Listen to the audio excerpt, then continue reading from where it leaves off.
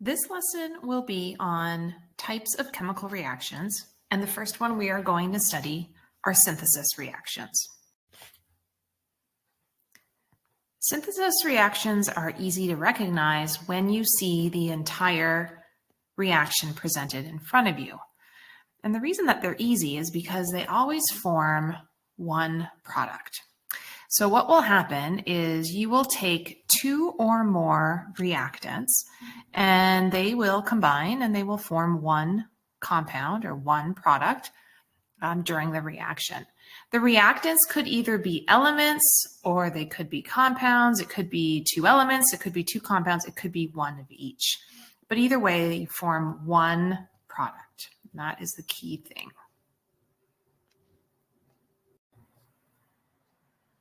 In a full course on chemistry, we are going to learn more detailed reactions than you did in grade 10.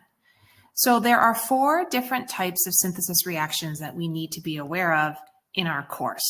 The first one would be similar to what you learned in grade 10. So making a binary compound. So don't forget that the term binary means 2. So in a case like this, we would be taking elements and we would be creating a compound that would just have 2 elements in it. And an example that we have is potassium and chlorine. So let's write that out and let's come up with the products and obviously balance the reaction. These are all the steps that must be taken.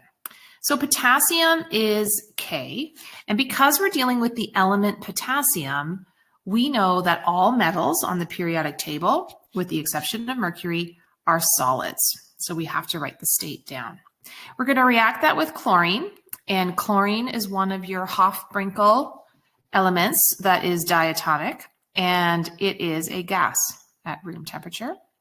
And we're going to create a compound out of that. So we're going to take potassium and we're going to take chlorine, and we're going to create an ionic compound. And when we do this, we cannot forget our rules of chemical nomenclature. If I am going to create a compound with potassium and chlorine, I have to go back to the periodic table and I have to look up the charges on each of them. Potassium has a charge of +1 and chlorine has a charge of -1. I apply the crisscross rule and I don't see any subscripts as a result. When I create an ionic compound, we know from our properties of ionics and covalence that ionics are solids at room temperature. So we're going to put an S after for the state.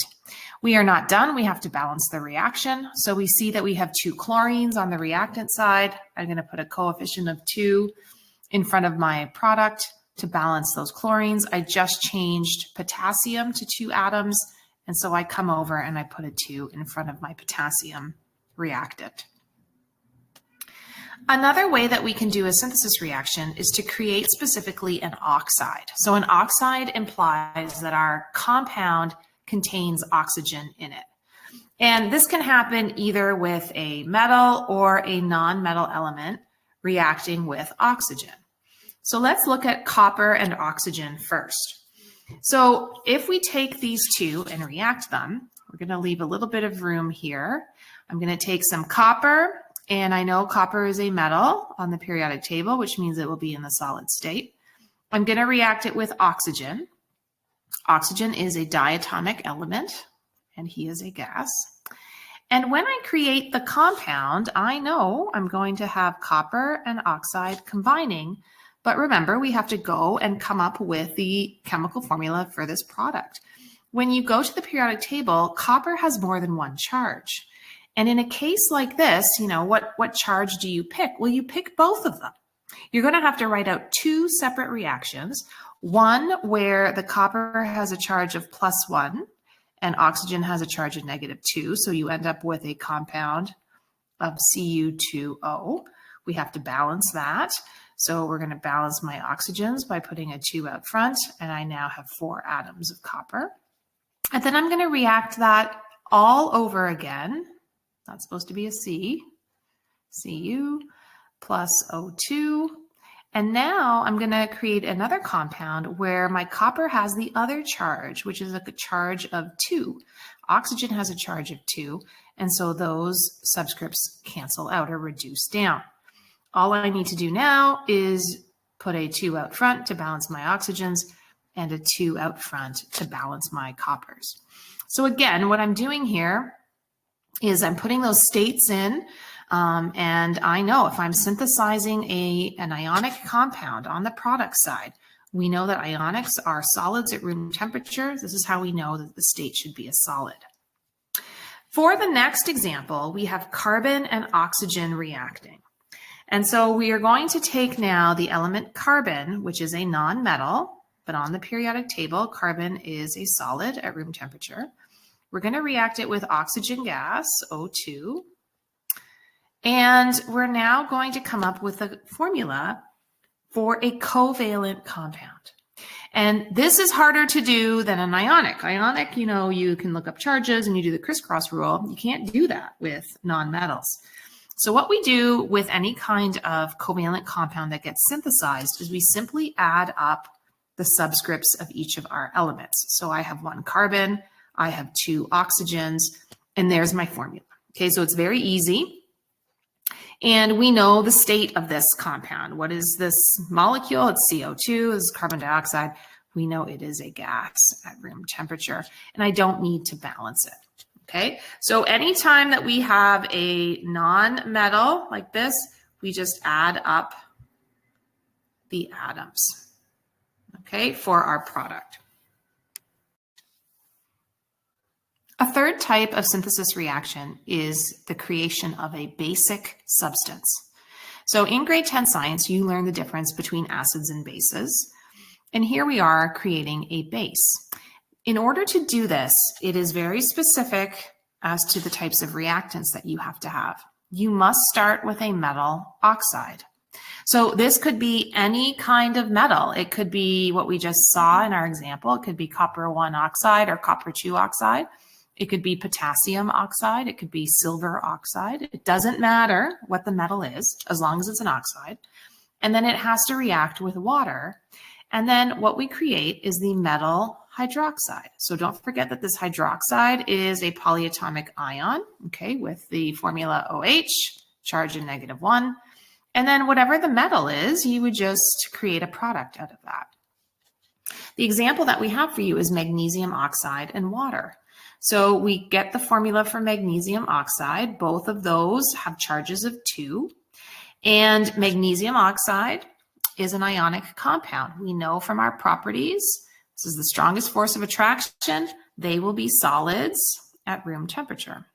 We're going to react that with water, and water is a liquid at room temperature. So we tend to use the lowercase cursive L for liquid. And then we are creating a compound out of this, and we're creating this metal hydroxide. So what we do is we say, okay, well, what's the metal out of these 2 reactants? Well, your metal is magnesium, and you're going to combine it with a hydroxide. And remember, go back and look at the charges of everybody. Magnesium has a charge of -2. Hydroxide has a charge of -1. And then we're going to bracket that and bring the 2 down. Now, what will my state be now? Well, I took a solid magnesium oxide compound, and then I put it in water. So what will happen here is my solid ionic compound will dissolve in water. And when we have a solution created, we use the state AQ. Excuse me. Do we need to balance? Well, let's take a quick look. No, we don't, because I have 1 magnesium atom, and I have 2 oxygens on both sides, and I have 2 hydrogens on both sides. So that is already balanced for us. The last type of reaction is the opposite of making a base. It is making an oxyacid. When we create an oxyacid, we are going to do something similar to above, but instead of taking a metal oxide, we're going to react it with a non-metallic oxide. So now what does this mean? Well, you take any non-metal, anything that is combined with oxygen. So the previous slide, we made carbon dioxide or carbon monoxide or sulfur dioxide or nitrogen dioxide, anything like that. we're going to react it with water, and we're going to create an oxyacid. So here's an example of carbon dioxide and water. So we're going to write down our compounds, and CO2 is a gas. You should know that. We're going to react it with water, which is also known to you as a liquid. And, what are we going to do now? Well, we don't have metals involved. So similar to the previous slide, we're going to add our subscripts because we are going to be creating covalent-like compounds. So what we'll do is, we're making an oxyacid, we don't forget that hydrogen's got to lead that formula, and I have 2 of them. And then we're going to put carbon next. I have 1, and then add up my oxygens for an O3. And what's the state now? Well, you're taking a gas and you're bubbling it into water. You are going to create a solution. So your state is AQ.